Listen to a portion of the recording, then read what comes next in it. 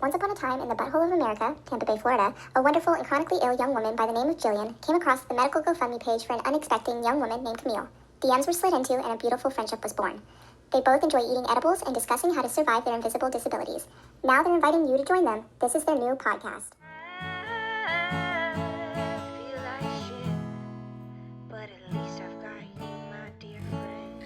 Hey friends, my name is Jillian. And I'm Camille. And welcome to our podcast, MyFriendZofran. It's a podcast where we get medicated and we talk about living with chronic illness. Which is... Jillian, let's get into it. What are your diagnoses? Rapid fire, just bam, bam, bam. Okay, I'm going to try to rapid fire, have them written down because... Did you alphabetize them? No, I just... No, it's okay. We're okay. both OCD Virgos. It's okay. But it's okay. Okay, ready? I have EDS, Ehlers-Danlos syndrome, mast cell activation syndrome, small fiber neuropathy, POTS, so postural orthostatic tachycardia syndrome, gastroparesis, the FGFR3 autoimmune gene that causes my small fiber neuropathy, gastroparesis, and POTS to be worse. I have erythromelalgia, hemiplegic migraines, pancreatic insufficiency, many mental health issues, and I have working diagnoses with my mitochondrial issues or defect, as well as I have a lot of muscular things going on. And Camille, what do you have going on with you? I did not write mine down, so that was a mistake, but we're just gonna give it a go. Okay, migraines, ulcerative colitis, Barrett's esophagus, working diagnosis with POTS syndrome, EDS, mast cell, yeah. What is that even? Mast cell what? Activation syndrome. Yeah. Which Okay. she's Yeah. had That a one. few doctors suggest, like more than one doctor suggests this to her, and definitely matches the description. So Yeah. definitely working diagnosis, and and so the reason that I actually met Jillian is because my colon just kind of stopped working this year. So we're figuring that out. We're trying to figure that out. But she just kind of gave up, and it's just kind of chilling in there now. So that's how we met. Yeah. And I think what's really interesting and kind of made us connect more as well was that we are at different stages of our diagnoses.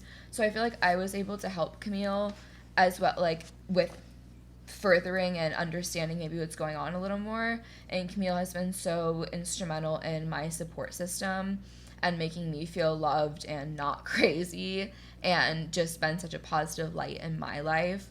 And my whole thing is like, if I can help one person in life, my struggle is worth it. And the fact that I've helped her even a little bit has made everything worth it for me. And she has. I definitely was at the point where it just gets so overwhelming. You feel your body shutting down, and at such a young age, that's so...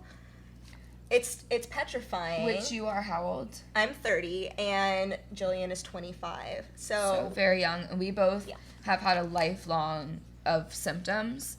I had my first surgery. I have my 23rd set of surgeries coming up. I had my first surgery when I was 12. That's when everything started to really get bad. And then at 17, my life went to hell. And I just have gotten worse every single day since then. One thing that we really want to kind of fight against is, what do you call it? The like illness Olympics or something like that. Yeah, you know, like that's very prevalent in the chronic illness community. That is not what's going on. Yeah, here. Like, we're at different stages in our diagnoses. You know, I'm a safe space. Yeah, she has a feeding tube, and I still have to get my gastric emptying test done again for gastroparesis. So we have a lot of similarities in our life where we're able to understand each other in a way that, like, you know, friends who have known us our entire lives would never be able to understand. And we just want to be able to give some representation to so many young people who are in different socioeconomic statuses. Statuses. Different. You know, honestly, there's a lot of different like care comparisons for people of color, socioeconomic status, as well as just, like, general education of medical, like, processes and awareness and, like, a lot, like, understanding exactly what's going on with your body, not just knowing a name. Our community, our support system looks very different. Our history looks very different. And so it's hard to, you know, she has resources that I don't necessarily have. And then I, you know, am able to physically come to her more than she can maybe come to me. And so there is, like, a balance of just finding people who understand, but can also in a very practical way show you, like, you are a puzzle piece and, like, we need you. And you're not a burden. And you're not a burden. And these are things that we're going to talk about in the podcast. Yeah, we're going to talk about a lot of things like relationships. Like, for me, people have a lot of questions. I've been asked a lot about romantic relationships, how everything is affected that way in many different ways, as well as, like, relationships with family and friends and how that can be affected, which we've both had similar but different experiences with, but a lot of similarities. At the end of the day, we can't physically, you know, we're two very loving people who can't physically show up like we used to be able to. And that's so isolating, and it's just so... It feels awful. Yeah, so no matter what your resources are and what your circumstances are, that's still something that people with chronic illness have to grieve. And yes, grieving is a huge part. And it's isolating, and we don't want you guys to have to do that alone. We're so fortunate to have each other. Yeah. And, you know, I know that this is a very isolating and lonely thing to go through. There's a lot of shame. You know, embarrassment, a lot of embarrassment, and if we can kind of help remove, like, that normalize stigma, it, you can find moments where you still feel sexy and beautiful and joyful and at peace and hopeful and alive, just like you're still a living person instead of someone who's just attending their funeral for years or planning their funeral for years, like, and just grieving every loss of life, like everything you have had to miss out on, your dreams and everything. Like, we just we want to be here to support you guys, and we're excited about hopefully the people who will come to us and the resources that we'll gain from the public that we can share with you. Definitely. Sorry guys, the camera shut off really quickly. Sorry.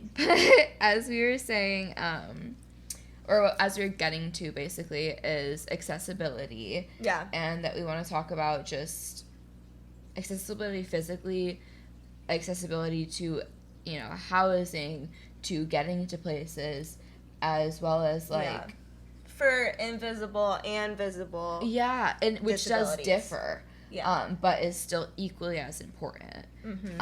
And we're bringing on guests. Yeah, we're planning to bring some people on who are of different experience levels, whether it be chronic illness or degree-wise with medical, being in the medical field, or advocating for other people, or again with other illnesses and their experiences. So yeah, we look forward to having a lot of guests on the show as well with us. And it'll be so fun. Yes, to have you guys as an audience. We really appreciate you guys, you know, tuning in and listening and watching.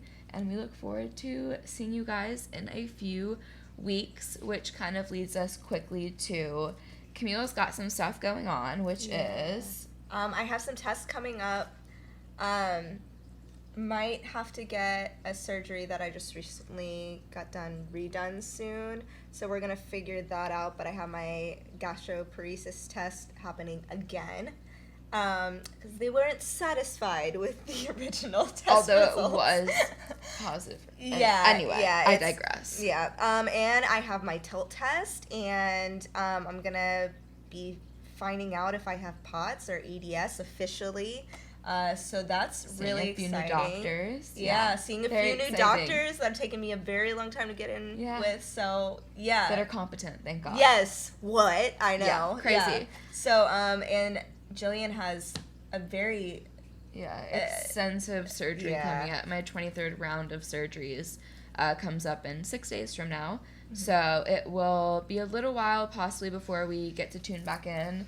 But we have so many updates, and we'll be on the other side of all these situations next time we talk to you guys. So and you'll hear from us also separately. Yes. We'll be posting little how-tos, like snippets of our lives. Yeah, just how we some content, I guess. We'll be posting content until we get official second podcast episode out. So we're gonna try to be posting content. That's the thing. Anyone with a chronic illness understands that, like, we're doing our best.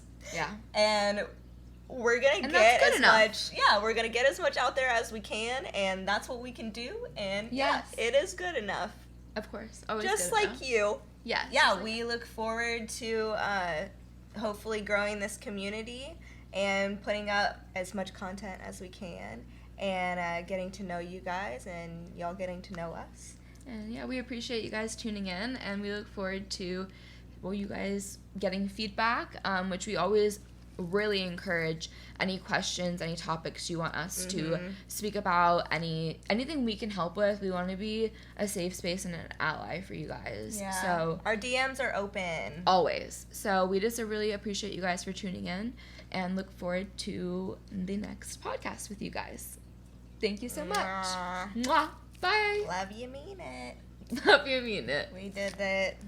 Yay. We're done.